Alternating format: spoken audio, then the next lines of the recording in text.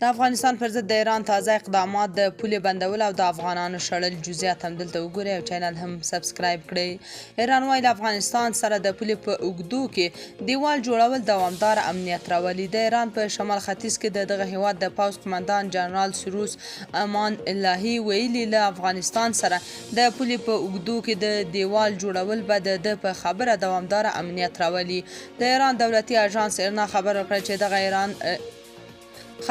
چې دغه ایراني جنرال پرون د افغانستان له پولې سره نږدې د یاد دیوال د جوړولو چارې له نږدې کتلې او ویلي دي چې د پوځ څلور ډلې د دغه لوی دیوال په جوړولو لګیا دي. مخکې ویل شوي وه چې ایران غواړي له افغانستان سره په شاوخوا 295 کیلومتره پوله باندې 4 متره لوړ دیوال جوړ کړي چې 3 کلونو کې به یې کار بشپړېږي.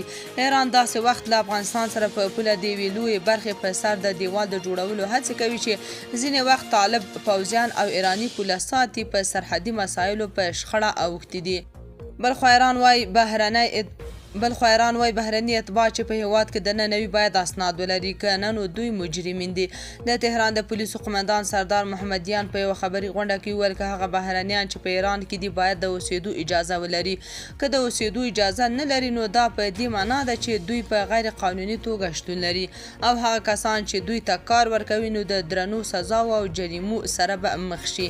محمدیان زیاته کړه چې له پولې د لیږد د ظرفیت پر بنسټ یې راغونډول او اخراج زیات کړی او دا به دوام ولري، خو لومړیتوب یې هغه کسان دي چې جواز نه لري او بیا هغه کسان هم شامل کړي چې جوازونه یې نوي شوي نه دي. ناڅرګندونې په داسې حال کې کېږي چې په دې وروستیو کې په ایران کې پر افغان مهاجرینو فشارونه زیات شوي او دې کار د مهاجرینو په ځانګړې توګه د جمهوري نظام د دوري امنیتي ځواکونه اندېښمن کړي دي. تاسو په دې اړه څه نظر لرئ؟ کومنټ کې شریک او چینل هم سبسکرایب کړئ.